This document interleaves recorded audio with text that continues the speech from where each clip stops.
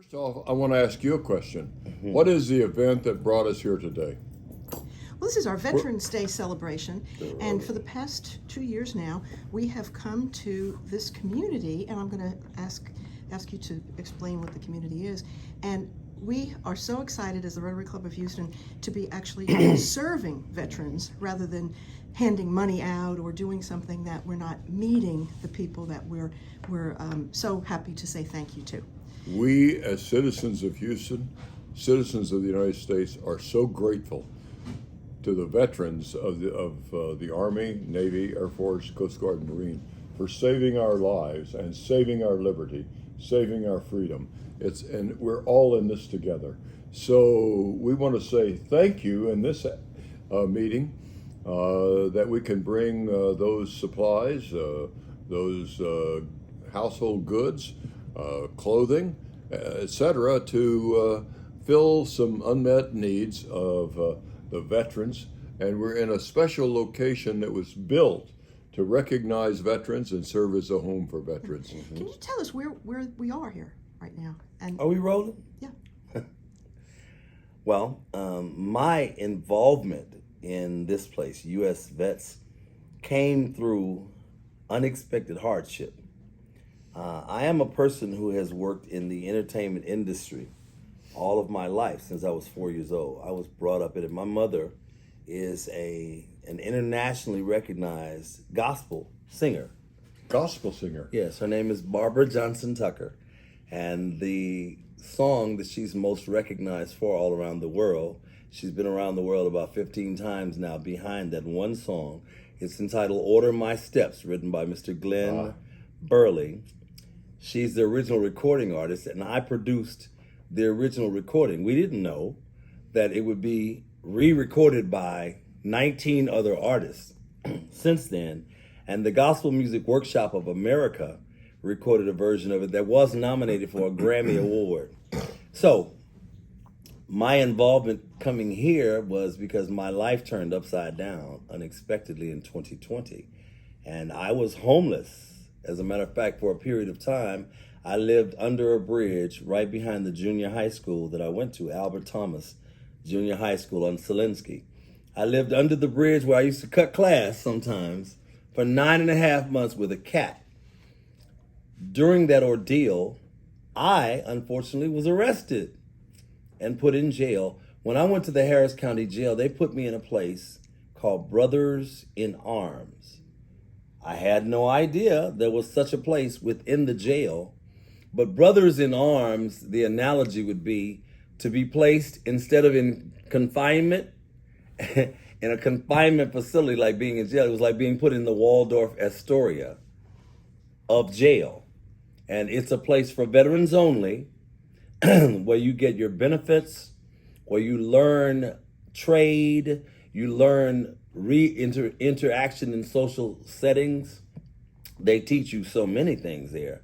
And through the Brothers in Arms program, I learned about the benefits that I could receive as a homeless veteran. When you are homeless, disabled veteran, you go right to the top of the list.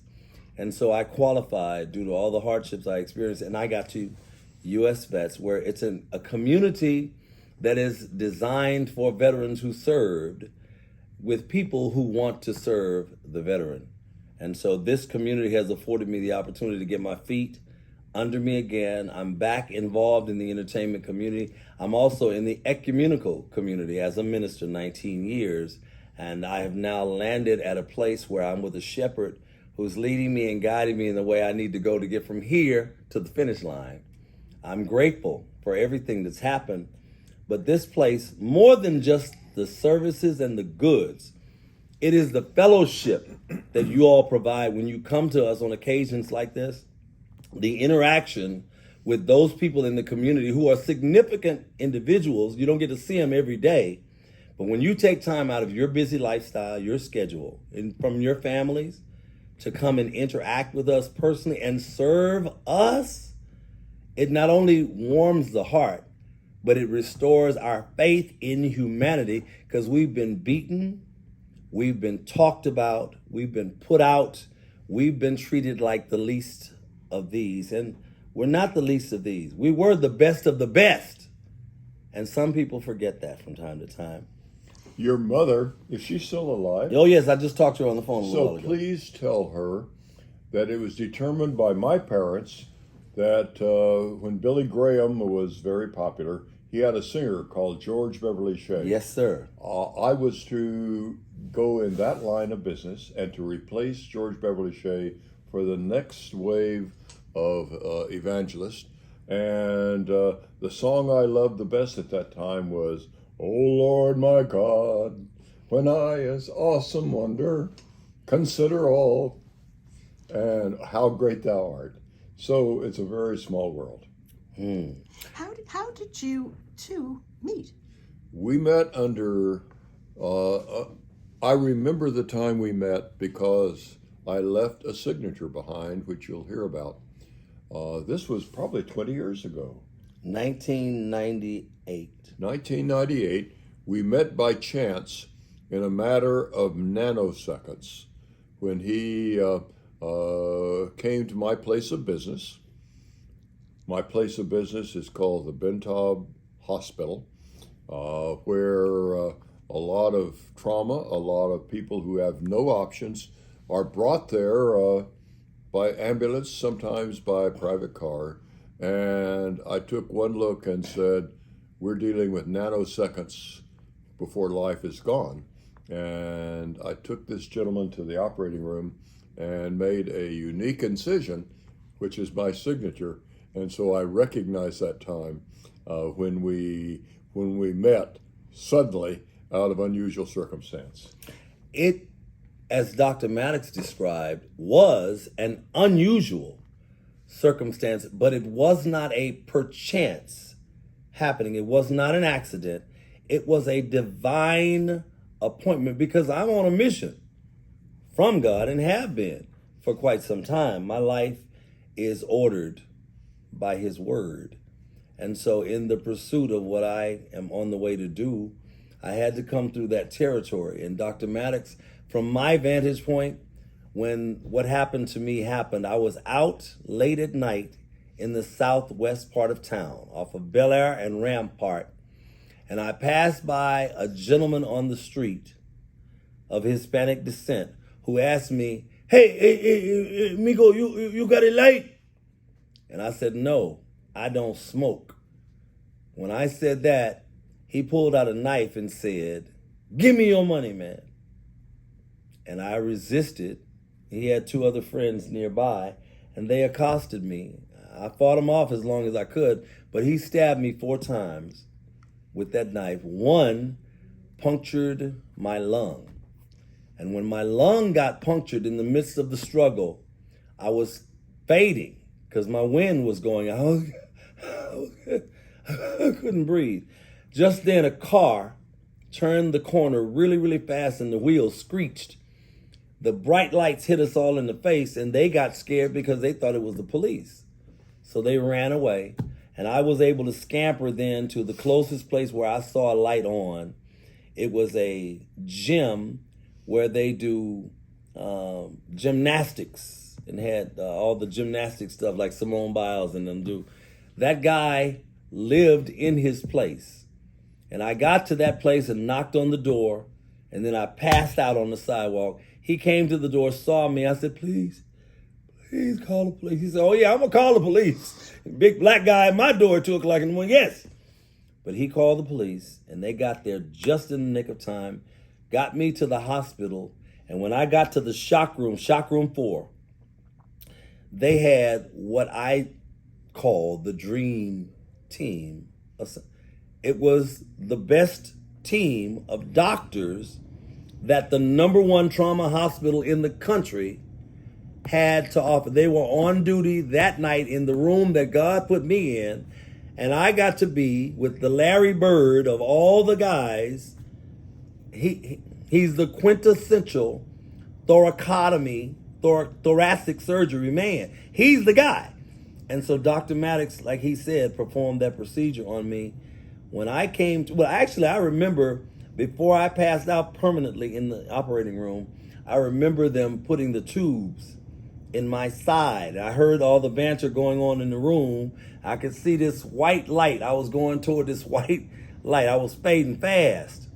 And the last thing I heard him say was, well, we'll do this procedure. If he lives, he'll be fine. If not, he was already on. But that was the whole idea, was this guy's almost gone.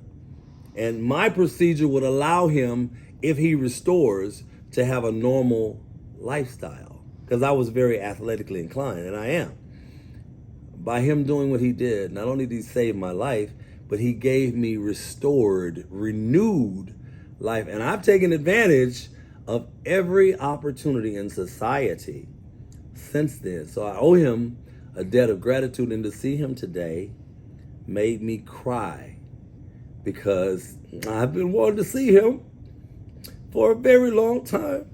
And he's such a beautiful man. He's a multifaceted ambassador on so many levels with so many skills. He could have been a lot of things, but he elected to serve mankind and thus serve God. That's his calling. He could have been a minister, could have been an attorney, he could have been a lot of different things. He could have been a singer, but he chose to serve mankind, like my mentor, Conrad Johnson, chose to teach rather than be a part of the Duke Ellington Orchestra or the Count Basie Band.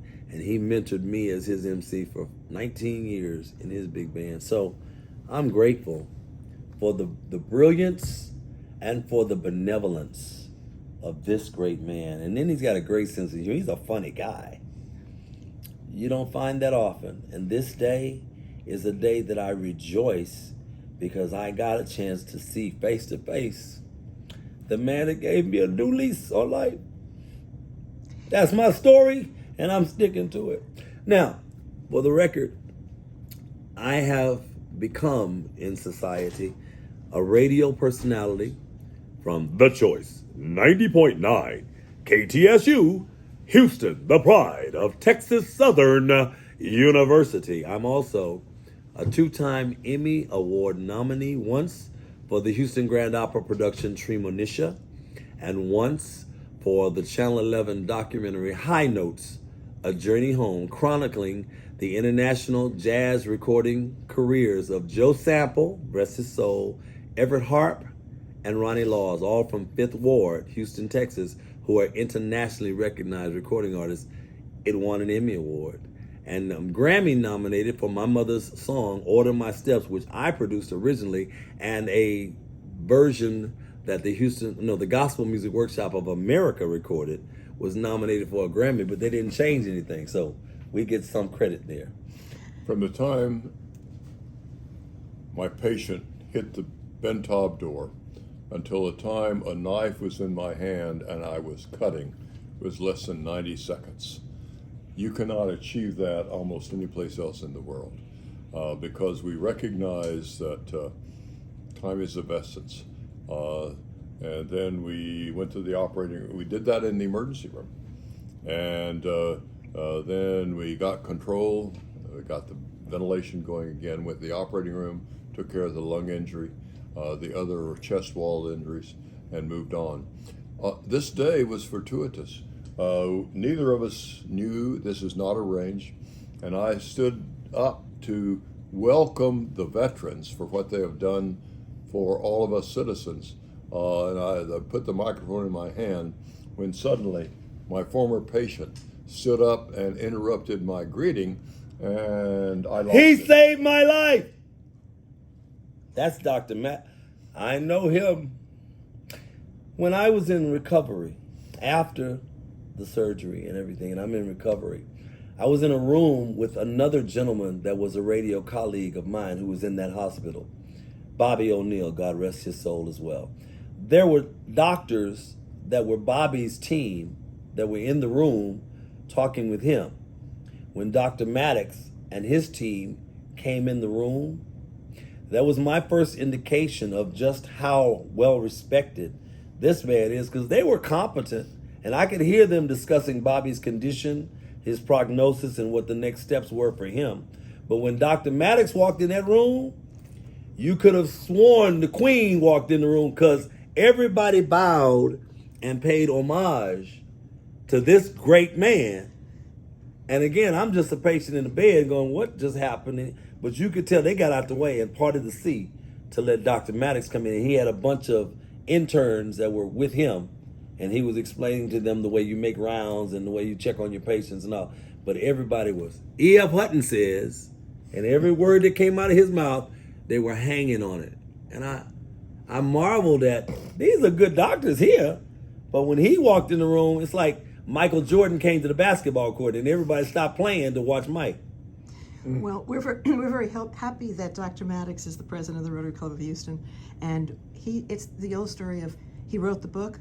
Well, he really did write the book that other surgeons use, and we're very proud of him, and we're very proud of you because you had a long journey, and coincidence is not even the word that we can use for this. To God be the glory. I know that he's well recognized because I've been a number of places where I have revealed my surgical scar. And I've had competent physicians go, Dr. Mattox did that. That's Ken Mattox, that's his signature. They knew it. And again, I just beam with pride, like that guy was assigned to save me. God must really love me if he did that for me. And I owe him everything.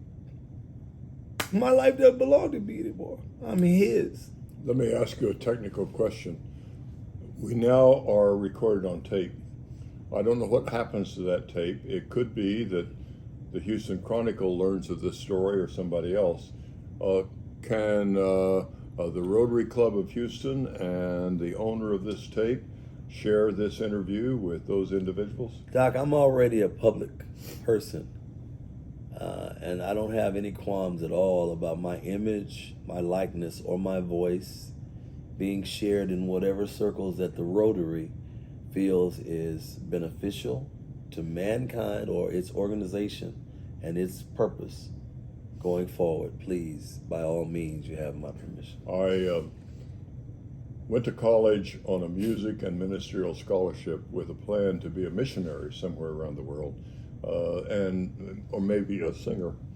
And early in my college career, I said, well, if I become a doctor, I can help people better than being a singer. So I switched to pre-med, but then I said, why be a missionary to a country where if I work in the Texas Medical Center and the Bentab, that's my mission field. And if I discover new operations, if I discover ways that I can teach other people to do things, I'll help more people around the world than if I went to Africa or China or some other location. So my mission field became Houston, Texas, Texas Medical Center, Baylor College of Medicine. And I'm very happy with that career. So are we. I'm one who has benefited from your choice. And again, I understand making that choice because Conrad Johnson, over 18, 19 years of my life, emphasized and explained that point to me, that when he got the call from Duke Ellington to go be a part of his orchestra, and then Count Basie followed up. When he turned down Duke, Count Basie came after him. But Conrad made the determination that I do better teaching what I know to the next generation and the next generation. And now Conrad Johnson is considered to be the godfather of jazz in Houston. Every jazz musician in Houston worth his salt that gets any national attention has been taught by or been influenced by or has had personal conversations in private with Conrad Johnson. Dr. Mattox has done that with surgeons, and he's done that with patients. Thank you for the opportunity to tell our story to the Rotary Club of Houston. God bless you, Dr. Ken Mattox.